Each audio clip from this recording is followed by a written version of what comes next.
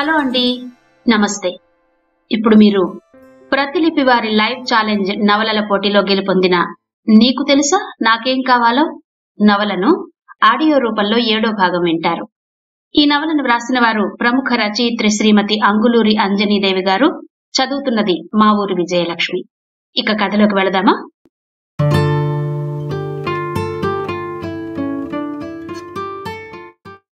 ఉందమ్మా, నువ్వేమి కంగారు పడకు. నేను తనకు క్లియర్ గా చెప్పాను, నీ లైఫ్ నీది, నా లైఫ్ నాది అని. నాకు చేతనైనంత గట్టిగానే చెప్పాను అన్నాడు. మరి నందిత ఏమంది? అంది ఆతృతగా ఆమె. ఏమంటుంది? నోట మాట రాలేదు. అంతా మాట్లాడాక నాకు కూడా కొంచెం బాధ అనిపించింది. అయినా నాకు చేసిన అన్యాయానికి నేను పడ్డ బాధతో పోలిస్తే తన బాధేం పెద్ద బాధేం కాదులే అనిపించింది అన్నాడు దినకర్. ఈ విషయంలో నీకెలా చెప్పాలో అర్థం కావడం లేదు దినా అంది సౌశీల్యమ్మ. ఏముందిలే అమ్మా చెప్పడానికి, నా టైం బ్యాడ్ అన్నాడు దినకర్. అలా అని నువ్వెన్ని రోజులు ఇలా ఉంటావు నాన్న? మళ్ళీ పెళ్లి చేసుకోవా అంది. మళ్ళీ పెళ్ళా? ఊరుకోమ్మా. నన్ను యుఎస్ లో ఇప్పటికే మా ఫ్రెండ్స్ అడిగే ప్రశ్నలకు సమాధానం చెప్పలేకపోతున్నాను. అందరూ నీ వైఫ్ ని ఎప్పుడు తీసుకొస్తావో అని అడుగుతున్నారు. తనిప్పుడు ఉద్యోగం చేస్తుందని, తన కంపెనీ వాళ్ళు తనకి వీసా అప్లై చేస్తారని అబద్ధం చెప్పి మేనేజ్ చేస్తున్నాను అన్నాడు దినకర్. ఎంతకాలమని మేనేజ్ చేస్తావురా? నీ లైఫ్ గురించి కూడా నువ్వు బాగా ఆలోచించుకోవాలి. నువ్వు కావాలనుకుంటే అక్కడే ఒక అమ్మాయిని చూసి పెళ్లి చేసుకో, లేదు అంటే నేనే ఇక్కడ ఎవరో ఒక అమ్మాయిని చూసి పెళ్లి చేస్తాను అందామె. ఏంటో అమ్మా, ఇలాంటి మాటలు వినాలంటేనే విసుగ్గా ఉంది అన్నాడు. అదేంటి దినా, నువ్వేం తప్పు చేశావని? నేను కూడా నీకెప్పుడు తప్పుడు సలహాలివ్వను. నీ తల్లిగా నీకు నీతిగా బ్రతకమని చెబుతాను. కాని ఎదుటి వాళ్లకు ఆ నీతి లేనప్పుడు నువ్వేం చేస్తావు అంది. దినకర్ మాట్లాడలేదు. మరీ ఇంత మెత్తగా ఉన్నా బ్రతకడం కష్టం నాన్న. అయినా ఆ రోజు మేం కూడా తొందరపడ్డాంలే. ఆ అమ్మాయి గురించి ఇంకా బాగా ఎంక్వైరీ చేసుకోవాల్సింది అంది సౌశీల్యమ్మ. లేదమ్మా, అది మీ తప్పేం కాదు, నా తప్పే అన్నాడు. జరిగిపోయిన దాని గురించి ఇక మరిచిపోద్దినా, కొత్త లైఫ్ గురించి ఆలోచించు అందావిడ. సరేలే అమ్మా, ఇది కాక ఇంకేమైనా మాట్లాడు. పిన్ని పెద్దమ్మ వాళ్ళు ఎలా ఉన్నారు అన్నాడు. అరే, పెద్దమ్మంటే గుర్తొచ్చిందిరా, నీకోసం స్వీట్స్ పంపింది. నేను కూడా కొన్ని పచ్చళ్ళు స్నాక్స్ ప్యాక్ చేయించి తీసుకొచ్చాను అంటూ తన పక్కన ఉన్న బ్యాగ్ అందుకుని అన్నీ తీసి దినకర్కిచ్చింది. దినకర్ వాటిని సూట్ కేసులో సర్దుకున్నాడు. ఆ రోజు రాత్రి దినకర్ ఫ్లైట్ ఎక్కే వరకు కొడుకుతో మాట్లాడుతూనే ఉంది సౌశీల్యమ్మ. సీమ ఊరు వెళ్ళింది. నందితకు ఒంటరిగా అనిపిస్తోంది. అయినా సీమ వెళ్ళింది ఈ రోజే కదా. నాకెందుకింత లోన్లీగా ఉంది? సీమకు నేను బాగా అలవాటు పడ్డానా? అలవాటు పడకుండా ఎలా ఉంటాను? నా మంచి చెడు బాధ సంతోషం అన్నీ తనే కదా పంచుకునేది. అన్ని వేళలా తనే కదా నా పక్కన ఉండేది అనుకుంది మనసులో నందిత. ఏదైనా మూవీ చూద్దామని ల్యాప్టాప్ ఓపెన్ చేసింది. యూట్యూబ్ లోకి వెళ్లి లేటెస్ట్ తెలుగు మూవీస్ అని సెర్చ్ చేసింది. పెద్దగా ఇంట్రెస్ట్ గా ఉన్న మూవీస్ ఏమీ కనిపించలేదు. ఏదో ఒక మూవీ చూద్దాంలే అని మూవీ చూస్తూ కూర్చుంది. అదే సమయంలో శ్రీహిత్ కి ఏ పని చేయాలనిపించలేదు. అతని మనసంతా నందిత చుట్టే తిరుగుతోంది. అందుకే టెన్షన్ గా బెడ్ కి అటు ఇటు తిరుగుతూ ఏదో ఆలోచిస్తున్నాడు. ఇలా కాదనుకుని బెడ్ మీద కూర్చున్నాడు. టేక్ ఏ డీప్ బ్రీత్ అనుకున్నాడు. ఆ తరువాత, ఈ కాలం అమ్మాయిల్ని నమ్మడానికి లేదు. అసలే ఈ మధ్యన రకరకాలుగా ఉంటోంది నందిత. సిచ్యువేషన్ చూస్తుంటే ఏదో ఒకరోజు తన పెళ్లి కార్డు తెచ్చి నా చేతిలో పెట్టినా పెడుతుంది. కాబట్టి నేనిక లేట్ చేయకుండా తనతో ఈ విషయం మాట్లాడితే మంచిది. కానీ ఎలా మాట్లాడాలి? వాట్సాప్ లో మెసేజ్ పెట్టాలా? లేక మెయిల్ చెయ్యాలా? లేదంటే పాతకాలంలో లాగా ప్రేమలేఖ రాయాలా అనుకున్నాడు. ఇవన్నీ కాదు, వీటికి వెంటనే రెస్పాన్స్ ఉండొచ్చు, ఉండకపోవచ్చు. ఎందుకంటే నేను మాట్లాడుతున్నప్పుడు తన ఫేస్ ఎక్స్ప్రెషన్స్ చూస్తేనే నాకు సగం అర్థమైపోతుంది. ముందు నందిత ఎక్కడుందో ఏం చేస్తుందో కనుక్కోవాలి. కుదిరితే ఇవాళే మాట్లాడాలి అని మనసులో గట్టిగా అనుకున్నాడు. వెంటనే మొబైల్ అందుకుని నందితకు ఫోన్ చేశాడు. నందిత ఫోన్ లిఫ్ట్ చేయలేదు. హెడ్సెట్ పెట్టుకుని ల్యాప్టాప్ ముందు కూర్చుని మూవీ చూస్తోంది. రూమ్ లో ఉండే అమ్మాయి, నందు నీ ఫోన్ రింగ్ అవుతోంది అనగానే మొబైల్ వైపు చూసింది నందిత. అప్పటికే ఫోన్ రింగ్ ఆగిపోయింది. చెవిలో ఉన్న హెడ్సెట్ తీసి పక్కన పెట్టింది.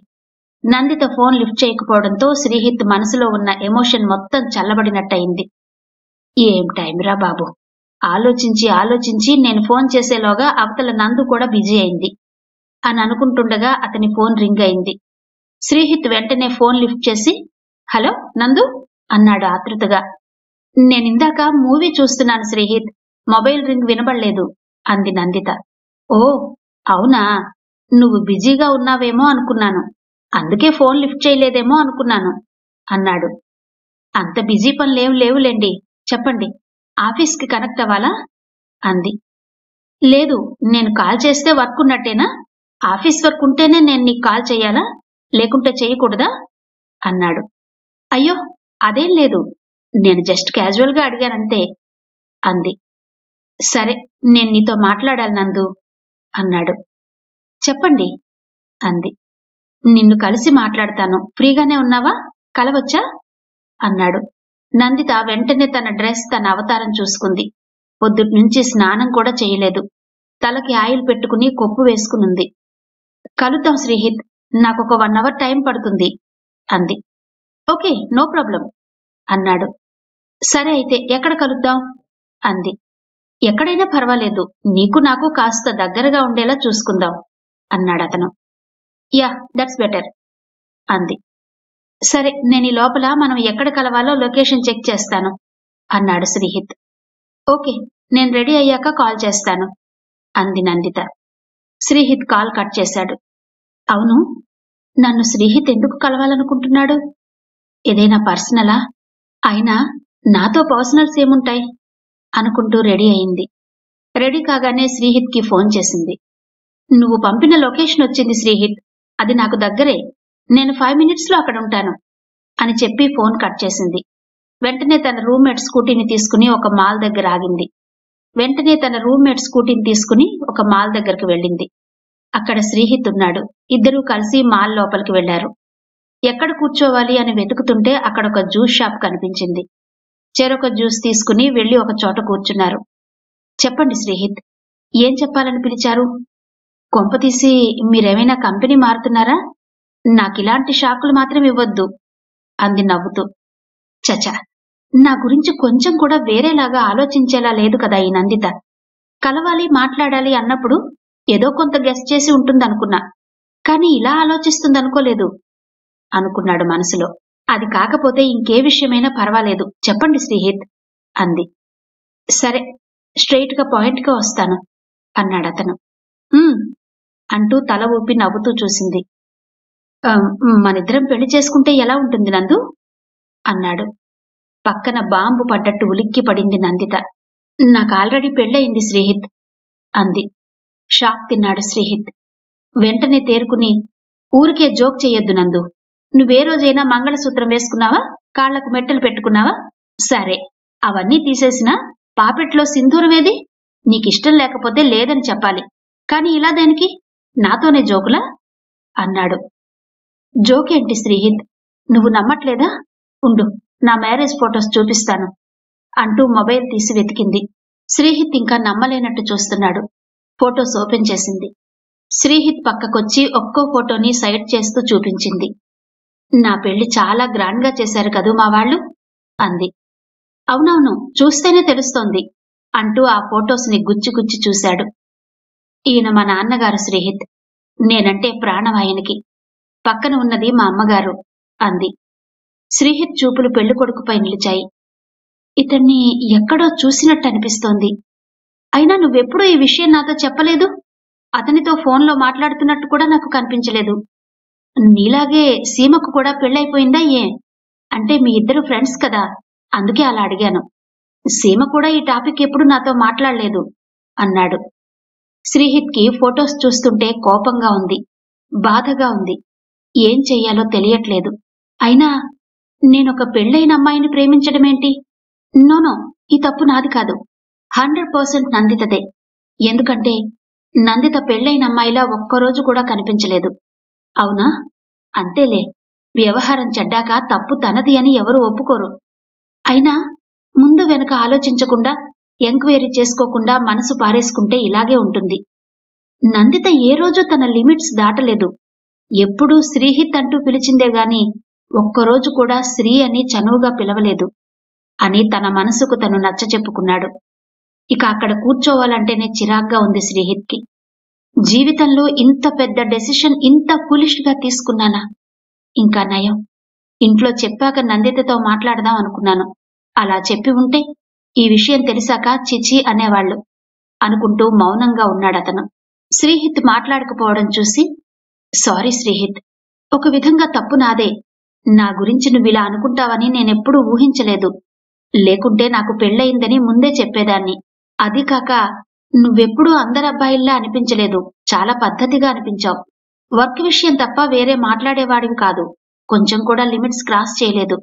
నాతోనే కాదు, ఆఫీసులో ఉండే అమ్మాయిలందరితో అలాగే ఉండేవాడివి అంది.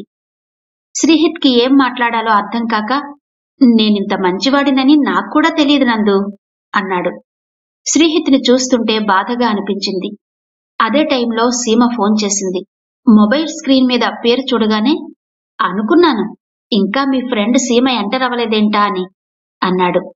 చాలా ఇబ్బందిగా ముఖం పెట్టి ఫోన్ లిఫ్ట్ చేసింది నందిత. నేను వెళ్లి కాఫీ తెచ్చుకుంటాను, లేకుంటే నా మైండ్ పనిచేసేలా లేదు. నువ్వు ఫోన్ మాట్లాడుతూ ఉండు అంటూ లేచి వెళ్లాడు శ్రీహిత్. హలో సీమ అంది నందిత. ఏంటే సౌండ్స్ వినిపిస్తున్నాయి, బయటకొచ్చావా అడిగింది సీమ. అవును, శ్రీహిత్ రమ్మంటే. శ్రీహిత్ రమ్మన్నాడా? ఎందుకు, ఏమైనా వర్కా అంది సీమ.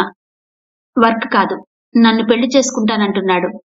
వాట్ అంటూ షాక్ అయింది సీమ. వెంటనే తేరుకుని, నువ్వేమన్నావ్ అంది. అనడానికేముంది, నాకు ఆల్రెడీ పెళ్ళయిందని చెప్పాను అంది. ఏమన్నాడు అంది సీమ. ఫస్ట్ నమ్మలేదు, ఫొటోస్ చూపించాక నమ్మాడు. నా ముందు బాధపడలేక వెటకారంగా మాట్లాడుతున్నాడు. వెంటనే వెళ్ళిపోతే బావుండదని ఇంతసేపు కూర్చునే ఉన్నాడు. ఇప్పుడే కాఫీ తెచ్చుకోవడానికి వెళ్ళాడు. అతన్ని చూస్తుంటే బాధగా ఉంది సీమ. చాలా మంచోడు శ్రీహిత్. అతను ఇంకెవరినైనా లవ్ చేస్తూ నాకు కొంచెం హెల్ప్ చెయ్యవా అని అడిగినా హెల్ప్ చేసేంత అభిమానం ఉంది అతని మీద నాకు అంది నందిత. మరి పెళ్లి జరిగిందని చెప్పావు కదా, పెళ్ళయ్యాక ఏం జరిగిందో చెప్పలేదా అంది సీమ. అలా ఎలా చెప్తానే, అప్పుడు నీకిలా జరగాల్సిందే అని అనుకోడా, అవసరమా అంది నందిత. అప్పుడతను బాధపడకుండా ఉంటాడుగా, అనుకోని అంది సీమ. అది కూడా నిజమేలే, కానీ నాకిదంతా అవసరమా అనిపిస్తుంది. సరేలే, శ్రీహిత్ వస్తున్నాడు, నీకు మళ్ళీ కాల్ చేస్తాను అంటూ ఫోన్ కట్ చేసింది. శ్రీహిత్ వచ్చి కూర్చున్నాడు. శ్రీహిత్కి జరిగిందంతా చెప్తే బాధపడ్డం మానేసి తృప్తి పడతాడులే అని మనసులో అనుకుంటుంటే, ఇంకేంటి నందిత గారు, మీ భోజనం అయిందా అన్నాడు. ఆ నందిత గారా, ఇంతలోనే ఎంత మార్పు అంది ఆశ్చర్యపోతూ. మార్పు రావడానికి ఎంతసేపులేండి, ఇంతకీ మీ వారేం చేస్తుంటారు అన్నాడు. ఆయన కూడా సాఫ్ట్వేరే అంది. అదేంటి, మీ ఆయన సాఫ్ట్వేర్ అయినప్పుడు నా దగ్గర వర్క్ ఎందుకు నేర్చుకున్నావు అని ఆశ్చర్యపోయాడు. మా వారు సాఫ్ట్వేర్ అన్నాను కానీ మా వారితో కలిసున్నానని అన్నానా? కలిసి లేనప్పుడు వర్క్ ఎలా నేర్చుకుంటాను అంది. కలిసి లేరా అంటే ఆయన అబ్రాడ్ లో ఉన్నారా అన్నాడు శ్రీహిత్. అవును అంది నందిత. మరి మీ వారు అబ్రాడ్ లో జాబ్ చేసి సంపాదిస్తున్నప్పుడు నువ్విక్కడ కష్టపడి జాబ్ చేయడం ఎందుకు? ఫొటోస్ లో చూస్తుంటే మీ పేరెంట్స్ కూడా బాగా డబ్బున్న వాళ్లలా కనిపిస్తున్నారు అన్నాడు. సరే, నా విషయం పక్కన పెడితే నిన్న క్వశ్చన్ వేస్తాను, సమాధానం చెప్తావా శ్రీహిత్ అంది నందిత. చెబుతాను, అడుగు. అయినా నా దగ్గర అంత ఇంట్రెస్టింగ్ విషయాలేమున్నాయి అన్నాడు శ్రీహిత్. సపోజ్ మీరు నన్ను ప్రేమించి పెళ్లి చేసుకున్నారే అనుకుందాం. పెళ్లైన కొన్నాళ్లకి ఈ అమ్మాయి క్యారెక్టర్ మంచిది కాదు అని ఎవరైనా మీకు ప్రూఫ్ తో సహా పంపించారనుకుందాం. అప్పుడు మీరేం చేస్తారు అంది. ఏముంది, అది ప్రజెంట్ దా పాస్ట్ దా అని ఆలోచిస్తాను అన్నాడు. అంటే అంది. అంటే ఏముంది, అది పెళ్ళయ్యాక జరిగిన విషయమా లేక పెళ్లికి ముందు జరిగిన విషయమా అని ఆలోచిస్తాను అన్నాడతను. దాందేముంది, అది పాస్ట్ లో జరిగిపోయినా ప్రజెంట్ లో ఎలా ఉన్నా ఫ్యూచర్ లో అలానే చేస్తుంది కావచ్చు అని అనుకోరా అంది. నువ్వు నన్ను కన్ఫ్యూజ్ చేయొద్దు. పాస్ట్ లో జరిగిందే అయినా ప్రజెంట్ లో నాతో ఎలా ఉంది, ఇన్ని రోజులు అబ్జర్వ్ చేసి ఇష్టపడే చేసుకున్నాను కాబట్టి నాతో ఎలా ఉంటుంది అనే దాన్ని బట్టి అది పొరపాట మళ్ళీ చేస్తుందా అన్నది అంచనా వేసి ఆలోచిస్తాను. అయినా పెళ్లికి ముందు జరిగిపోయిన విషయాలను పెళ్ళయ్యాక చర్చించడం అనవసరం. నేనా విషయాన్ని లైట్ తీసుకుంటాను. పెళ్లి తర్వాత నాతో ఎలా ఉంది అన్నదే నాకు ఇంపార్టెంట్ అన్నాడు. అది వినగానే నందితకు చప్పట్లు కొట్టాలన్నంత ఆనందం వేసింది. అయినా కంట్రోల్ చేసుకుని దినకర్ గురించి చెప్పడం మొదలుపెట్టింది. నా భర్త దినకర్ కూడా నన్ను ప్రేమించే పెళ్లి చేసుకున్నాడు.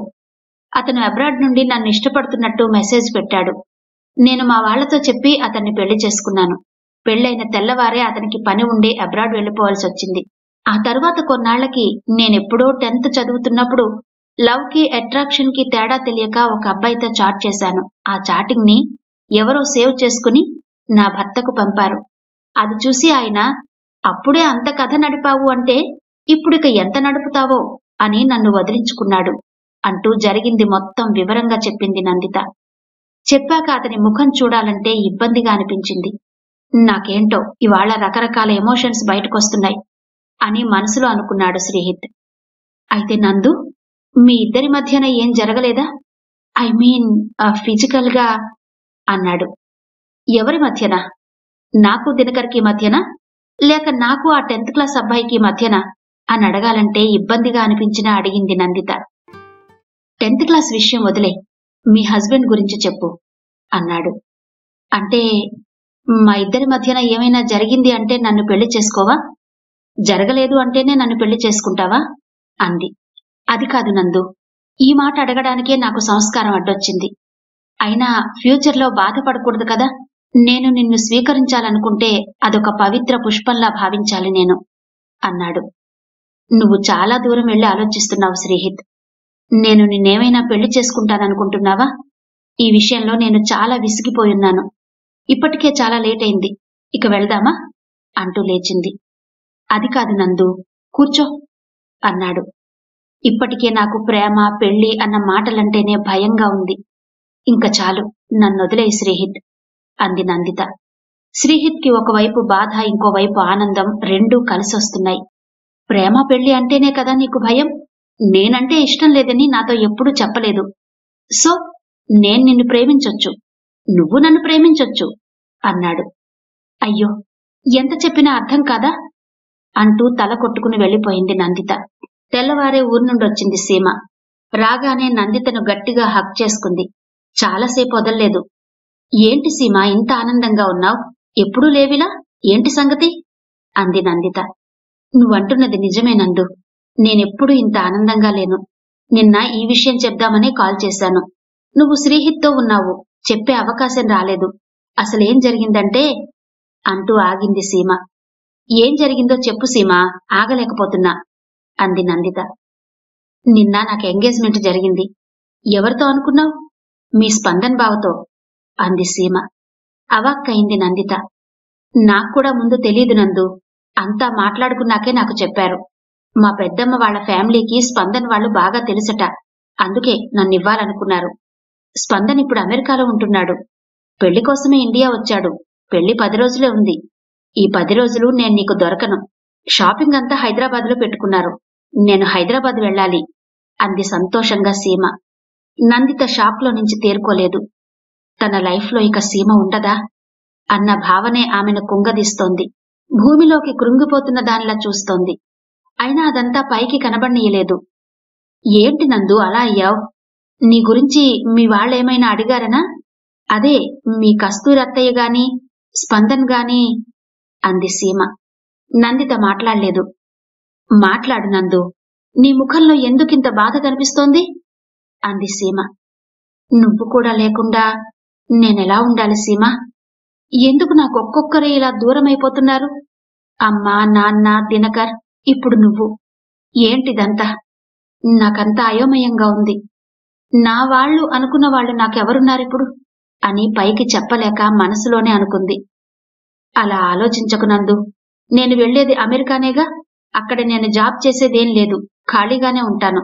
స్పందన ఆఫీస్కి వెళ్ళాక నాకు పనే ఉంటుంది, రోజూ నీతో మాట్లాడతాను అంది సీమ. నందిత ఎటో చూస్తూ విచారంగా కూర్చుంది.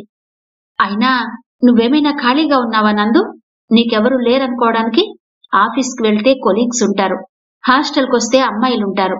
ఉదయం సాయంత్రం మన రూమ్మేట్స్ తో వాకింగ్ కు వెళుతూ ఉంటావు. ఒక్క నేనే కదా నీ పక్కన లేంది, అది కూడా ఫోన్లో ఉంటానని చెప్తున్నాను. నువ్వలా ఉండకు నందు, హ్యాపీగా ఉండు అంది సీమ. నేను హ్యాపీగా ఉండలేను సీమ.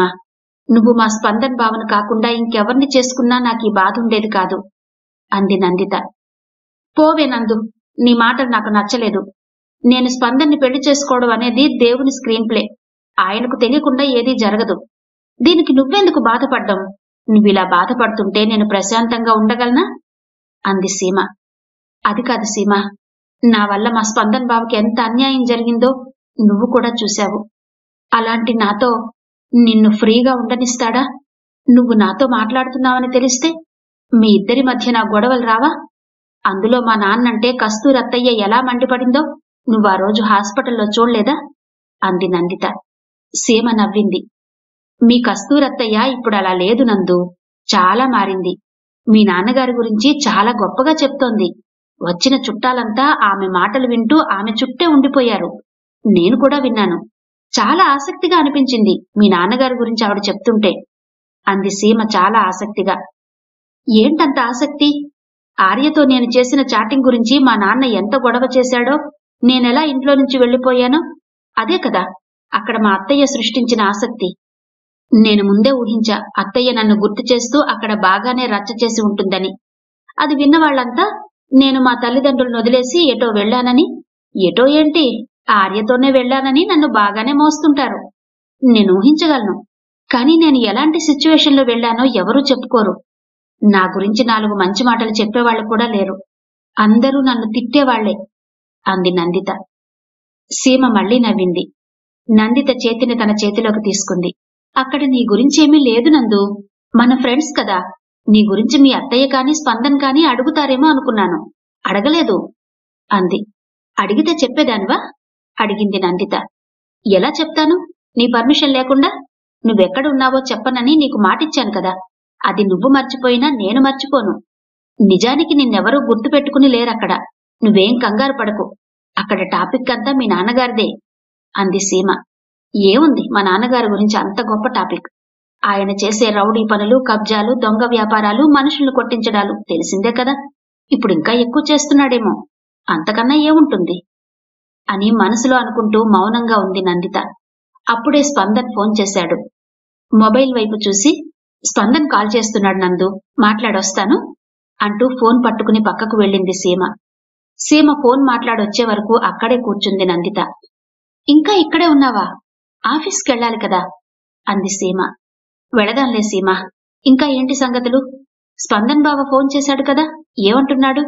నా గురించి ఏమైనా అడిగాడా అంది నందిత. చూసావా, నీ గురించి మీ స్పందన్ బావ అడగాలని నువ్వు ఎంతగా కోరుకుంటున్నావో. అడుగుతాళ్లే నందు. మీరంతా తొందరలోనే కలుసుకుంటారు. ఆ నమ్మకం నాకుంది. కస్తూరత్తయ్య మీ నాన్నగారు ఈరోజు కుర్తాళం వెళ్తున్నారట. స్పందన్ చెప్పాడు. ఇంతసేపు వాళ్ళిద్దరి గురించే మాట్లాడాడు అంది సీమ. అత్తయ్య నాన్నగారు కుర్తాళం వెళ్తున్నారా? ఎందుకు సీమ? పెళ్లికి పిలవాలన్నా అక్కడ మా బంధువులెవరూ లేరే అంది నందిత. బంధువుల కోసం కాదు నందు, నీకింకా చెప్పలేదు కదూ. నువ్వు దూరం అయ్యాక మీ నాన్నగారు శారీరకంగా మానసికంగా బాగా కృంగిపోయారట. ఆయన శ్రేయోభిలాషెవరో ఒక స్వామీజీ దగ్గర కలిసి మీ నాన్నగారి గురించి 4 మంచి మాటలు చెప్పి కొంత మానసిక బలాన్ని, ఆరోగ్యాన్ని పొందేలా చేశారట. ఆయన చెప్పినట్టు విని అనేక పుణ్యక్షేత్రాలు దర్శించి తరించారట మీ నాన్నగారు. ఇక అప్పట్నుండి స్వామీజీని కలుస్తూ, ఆశ్రమాల్ని దర్శిస్తూ భక్తి మార్గంలోకి వెళ్లారట. సద్గురువు కృపను పొంది మంత్ర సాధన, ధ్యాన సాధన చేసి కొన్ని శక్తుల్ని కూడా సంపాదించుకున్నారట. ముఖ్యంగా ఎవరు నేను, ఎక్కడి నుండి వచ్చాను అన్నది తెలుసుకోవడం, ఏమేం చెయ్యాలో గ్రహించి కావాలనుకున్న వాటిని సాధించే శక్తిని పొందడం అనేది తపస్సాధన, జ్ఞాన సాధన, యోగ సాధన ప్రసాదిస్తుందట. కాని అందరూ తపస్సులు కాలేరు, ధ్యానయోగులు కాలేరు, సిద్ధపురుషులు కాలేరు, తామెవరో తెలుసుకోలేరు. కాని మీ నాన్నగారు దాన్ని కొంతవరకు సాధించారని స్పందన అంటున్నాడు అంది సీమ. నమ్మలేనట్టు చూసింది నందిత. మా నాన్నగారు శక్తుల్ని సంపాదించుకోవడం ఏంటి సీమ? ఆయన గురించి తెలియని వాళ్లకు చెప్పు, నమ్ముతారు. పుణ్యక్షేత్రాలు తిరగగానే అంత మారతారా? దేవాలయాల్లో అంత మహిమ ఉంటుందా? ఇలా మాట్లాడుతున్న నువ్వు ఒక సాఫ్ట్వేర్ అమ్మాయివేనా? నాకైతే డౌట్గా ఉంది అంటూ నవ్వింది నందిత. డౌట్ దేనికి నందు? పెద్ద పెద్ద దేవాలయాలకు వెళ్లి ప్రదక్షిణలు చేసినా, దేవుని ముందు ఉంచిన నైవేద్యాన్ని ప్రసాదంగా తీసుకున్నా ఒక విధమైన దివ్య శక్తి మనలోకి ప్రవేశిస్తుందట. అదెలా అంటే, ఆ గుడి సెంటర్లో ఒక శక్తి ఉంటుంది, విగ్రహం ఉంటుంది, దాని క్రింద ఒక యంత్రం ఉంటుంది, మహాశక్తి నిక్షిప్తమై ఉంటుంది. కొన్ని చోట్ల స్వయంగా ఉద్భవించిన దేవతలుంటారు. వాళ్ళు స్వయంభువులు. వాళ్లే వస్తారు, వాళ్లే ఉంటారు. కొన్ని మందిరాల్లో దేవతలను దేవతలే ప్రతిష్ఠించారట. కొన్ని చోట్ల ఋషులు ప్రతిష్ఠించారు. ఆ కాలం అయిపోయిన తర్వాత సిద్ధులు ప్రతిష్ఠించారు. ఇప్పుడు వేదవేత్తలు, పండితులు, జపపరులు అయిన వ్యక్తులు తపస్సు చేసి, యజ్ఞాలు చేసి, జపాలు చేసి కొంత శక్తిని ధారపోస్తారు. ఆ శక్తి అక్కడ ఉంటుంది. గుడికి వెళ్లి ప్రదక్షిణలు చేసే వ్యక్తుల్లోకి ఆ సెంటర్లోని శక్తి ఆకర్షించబడి వాళ్లలోకి ఆ శక్తి వస్తుంది. ప్రదక్షిణలు చెయ్యడమే కాదు, లోపల ప్రసాదం తీసుకున్నా ఆ శక్తి వస్తుంది. దీన్ని ఒక రష్యన్ శాస్త్రవేత్త నిరూపించారట. అదెలా అంటే, కిలియన్ కెమెరాతో ఒక దేవాలయంలోకి వెళ్లి పళ్ళు, పాలు, స్వీట్స్ మొదలైన వాటిని నైవేద్యం పెట్టకముందు ఫోటో తీశారు. మంత్రంతో నైవేద్యం పెట్టాక ఫోటో తీశారు. మంత్రంతో నైవేద్యం పెట్టిన ఫోటోలోని పళ్ళు, పాలు, స్వీట్స్ చుట్టూ వాటి మీద కాంతి కిరణాలు కనిపించాయట. అంటే అక్కడ నుండి ఏదో తేజస్సొచ్చింది. అది ఆ మంత్రం వల్ల ప్రజ్వలితమై వచ్చిందట. అలాగే కైలాస ప్రదక్షిణం చేసినా ఆ సెంటర్లో నుంచి, ఆ పర్వతంలో నుంచి దివ్యశక్తి మనుషుల్లోకి ప్రవేశించి పాపాలు పోతాయి, పుణ్యం వస్తుంది, ఇంకా తామనుకున్నవన్నీ జరుగుతాయి అంది సీమ. ఏమో అనుకున్నాను, చాలా చెప్పావు సీమ. ఇదంతా నీకెలా తెలుసు అంది నందిత. మీ నాన్నగారు ఆ మార్గంలోకి వెళ్ళాక మీ వాళ్లందరికీ ఆధ్యాత్మిక విషయాలు బాగా వంటబట్టాయి నందు. స్పందనే ఇవన్నీ చెప్పాడు నాకు. స్పందన్ మాట్లాడుతుంటే ఇంకా వినాలనిపిస్తుంది నాకు అంది సీమ. ఇంతకీ కస్తూరత్తయ్య మా నాన్నగారు కుర్తాళం ఎందుకు వెళ్తున్నారో చెప్పలేదు అంది నందిత. తెలుసుకోవాలన్న క్యూరియాసిటీ ఎక్కువగా ఉంది నందితలో. ఎందుకంటే కుర్తాళం పీఠాధిపతి శ్రీ సిద్ధేశ్వరానంద భారతీ స్వామీజీ గారిని కలవాలని వెళ్తున్నారు. ఈ మధ్యన అన్నా చెల్లెలు కలిసి తరచుగా అక్కడికి వెళ్తున్నారట. తమిళనాడులో ఉన్న ఆ కుర్తాళం పేరు వినగానే మొదటగా గుర్తుకొచ్చేవి కుర్తాళ జలపాతాలు. ఓషధీ గుణాలున్న ఈ జలపాతాల్లో ప్రతి ఏటా కొన్ని లక్షల మంది దేశ విదేశీ ప్రజలొచ్చి స్నానం చేస్తూ ఉంటారట. అంతేకాదు, కుర్తాళం ఒక సిద్ధక్షేత్రం, మహిమాన్వితమైన క్షేత్రం. అక్కడ ఉన్న ఏకైక తెలుగు పీఠం శ్రీ సిద్ధేశ్వరి పీఠం. సుమారు 100 సంవత్సరాల క్రితం ఆ సిద్ధేశ్వరి పీఠాన్ని మహిమాన్వితుడైన మౌనస్వామి స్థాపించారట. ఆ సిద్ధేశ్వరి పీఠానికి ప్రస్తుతం 5వ పీఠాధిపతిగా పరమహంస పరివ్రాజకాచార్య జగద్గురువు శ్రీ శ్రీ సిద్ధేశ్వరానంద భారతీ మహాస్వామివారున్నారు. మీ నాన్నగారి మీద ఆ స్వామీజీ ప్రభావం ఎక్కువగా ఉందని చెప్తుంటే విన్నాను. ఆ స్వామీజీ గురించి వింటే నిజంగానే మనం ఆశ్చర్యపోతాం నందు. ఇదెలా సాధ్యం అనుకుంటాం, కొన్నలా సాధ్యమవుతాయని నమ్ముతాం. ఈ ప్రపంచంలో లేని అద్భుతాలు, అపురూపాలు, మార్పులు ఏ ఉన్నాయి చెప్పు? ఇది కూడా అంతే. ఒక రకంగా చెప్పాలంటే శ్రీ సిద్ధేశ్వరానంద భారతీ స్వామీజీ వారు కారణ జన్మలు. ఆయన పూర్వాశ్రమంలో ఎవరో తెలుసా అంది సీమ. ఎవరు సీమ? ఆసక్తిగా అడిగింది నందిత. డాక్టర్ ప్రసాదరాయ్ కులపతి గారు. వీరు 23/1/1937లో జన్మించారు. వీరు ఎంఏలో పీహెచ్డీ చేసి గుంటూరు హిందూ కళాశాలలో ప్రిన్సిపల్ గా పనిచేసి రిటైర్ అయ్యారు. ప్రస్తుతం కుర్తాళం సిద్ధేశ్వరి పీఠాధిపతులు, అవధాని కులావతంసునిగా, ఆసుకవి చక్రవర్తిగా, సాహిత్య రూపక సమ్రాట్గా దేశ విదేశాల్లో విఖ్యాతి పొందారు. కఠోర తపస్సు చేసి లలిత, కాళీ, కాలభైరవ, బృందావనేశ్వరి, రాధాదేవి వంటి ఎందరో దేవతలను ప్రత్యక్షం చేసుకున్నారు. అంతర్నేత్రంతో భూత భవిష్యత్ వర్తమానాలను తెలుసుకోగలిగిన మహిమాన్విత యోగులు. జగద్గురువులుగా, పరమహంసలుగా, పరివ్రాజకాచార్యులుగా ఎందరికో సన్యాస దీక్షను ప్రసాదించారు. స్త్రీలకు యోగిని దీక్షను కూడా ఇచ్చారట. మంత్రశాస్త్రానికి ఎవరూ చెయ్యనటువంటి వ్యాఖ్యానాన్ని, భాష్యాన్ని చెప్పి పండితుల ప్రశంసలు పొందారట అంది సీమ. అవునా? ఆ స్వామీజీ అంత మహిమాన్వితులు కాబట్టే మా నాన్నగారు ఆయన ప్రభావంతో ప్రపంచాన్ని మర్చిపోయి ఉంటారు. దీనివల్ల మంచే జరిగిందిలే. కస్తూరత్తయ్య సంతోషంగా ఉంది. ఇలా మా నాన్నగారు, కస్తూరత్తయ్య ఇద్దరూ కలిసిపోయారన్న విషయం వినటానికే చాలా బాగుంది. మా కస్తూరత్తయ్యకు మేమంటే చాలా అభిమానం. ఇప్పుడు వాళ్ళిద్దరి మధ్యన పాత గొడవలేవీ లేవు. అది చాలు నాకు అంటూ తృప్తిగా లేచి, పద ఆఫీస్కెళ్దాం అంది నందిత. ఇద్దరూ రెడీ అయ్యి ఎవరి ఆఫీస్కు వాళ్ళు వెళ్లారు. శ్రీహిత్ కనిపించగానే శ్రీహిత్, ఈ రోజు లంచ్ కి బయటకెళ్దామని చెప్పింది సీమ. మనిద్దరిని రమ్మంది. పార్టీ తనదే అంది నందిత. అవునా? ఏంటి విశేషం? నాకేం తెలుసు? ఎలాగూ లంచ్ లో సీమను కలుస్తావుగా, సీమనే అడుగు అంది. సీమ ఎలాగూ చెప్తుందిలే, నీకు తెలియకుండా ఉండదు కదా మీ ఫ్రెండ్ విషయం అన్నాడు. నందిత నవ్వుకుంటూ ఏం చెప్పకుండానే వెళ్ళింది. లంచ్ టైంకు సీమ నందిత వాళ్ళ ఆఫీస్కొచ్చింది. నందిత, శ్రీహిత్, సీమ కలిసి రెస్టారెంట్కి వెళ్లారు. ఒకచోట కూర్చున్నాక, సీమ, ఏంటి రీజన్ ట్రీట్ ఇవ్వడానికి అడిగాడు శ్రీహిత్. నా మ్యారేజ్ ఫిక్స్ అయింది శ్రీహిత్ అంది సీమ. ఓ అవునా, కంగ్రాట్స్ అన్నాడు. సీమ థ్యాంక్స్ చెప్పింది. కౌంటర్ దగ్గరికి వెళ్లి ఫుడ్ ఆర్డర్ ఇచ్చొచ్చారు. ఓకే, మీ జంట పక్షుల్లో ఒక పక్షి ఎగిరిపోతుందన్నమాట అన్నాడు శ్రీహిత్.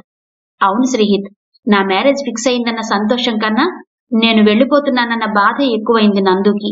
అఫ్కోర్స్ నాక్కూడా అంది సీమ. అబద్ధం చెప్పకు సీమ, నువ్వు చాలా హ్యాపీగానే ఉన్నావు పెళ్లి ఫిక్స్ అయినందుకు అంది నందిత. పోన్లే నందు, నీకు నేనున్నాను కదా తోడుగా అన్నాడు శ్రీహిత్. ఆ అంటూ నోరు తెరిచింది నందిత. సీమ వెంటనే అవునవును నిజమే, నీకు తోడుగా శ్రీహిత్ ఉంటాడు అంది. ఇంక నువ్వాపు సీమ అంది నందిత. కౌంటర్ దగ్గర నుండి వీళ్ల ఆర్డర్ నెంబర్ పిలిచారు. మన నెంబరే కదా, నేను వెళ్లి ఫుడ్ తీసుకొస్తాను అని శ్రీహిత్ లేవబోతుంటే, నందు, పార్టీ మనదే కదా, శ్రీహిత్ కూర్చుంటాడు, నువ్వు వెళ్లి తీసుకురా అంది సీమ. అంత ఫార్మాలిటీస్ ఎందుకు అన్నాడు శ్రీహిత్. నేను వెళ్లి తీసుకొస్తాను అంటూ నందిత లేచి వెళ్ళింది.